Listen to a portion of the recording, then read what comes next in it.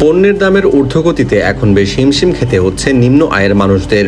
বাজারে যে কোনো নিত্য প্রয়োজনীয় পণ্য কিনতে গেলেই মাথায় হাত দিতে হয় তাদের। এমন অবস্থায় সবজি কিনতে গেলে এসব মানুষদের জন্য ভরসার জায়গা হয়ে উঠেছে রাজধানীর কারওয়ান বাজারের রাস্তায় এই ভাসমান সবজির দোকানগুলো। একদিকে যেমন মধ্যবিত্ত বা উচ্চবিত্তরা বড় বড় দোকান থেকে বেশি দামে প্রতিটি সবজি কিনছেন, তেমনি অন্যদিকে গরিব মানুষরা এখানে যে কোনো সবজি কিনতে পারছেন মাত্র 20 টাকায়। বেগুন, টমেটো, চিচিঙ্গা সহ রয়েছে বিভিন্ন ধরনের সবজি। প্রত্যেকটা আটি পাওয়া যাচ্ছে মাত্র 20 টাকায়। বিক্রেতারা বলছেন, যেসব সবজি পণ্যগুলো একটু নষ্ট হয়ে যায় এবং অন্যান্য দোকানে বিক্রি করতে পারে না, তারা সেসব পণ্য অতি কম দামে নিম্নবিত্তদের মাঝে বিক্রি করেন। এতে সমাজের গরিব মানুষেরা সাধ্যের মধ্যে ভালো কিছু খেতে পারেন।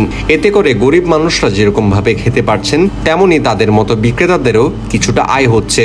সব জিনিসের দাম বাড়তি, যেটা কিনবা যায় এটাই দাম বাড়তি, তরকারি সবটাই দাম বাড়তি। যাই খালি এই যে পাঙ্কাশ লইলাম, হস্তা দানা যেটা 20 টাকার আছে এটাই লই। সব জিনিসের তো তরকারির দাম বেশি, মনে করুন খালি লাভ একটু মানে একটু হস্তা, আর যে কাঁচা বাজার এই ধরনের দোকান থাকাতে আপনাদের কিরকম সুবিধা হয়? সুবিধা আছে আর কি, বাড়ি বুগল বাসা বুগল এই যাওয়া এই আই আই লে যান যায়।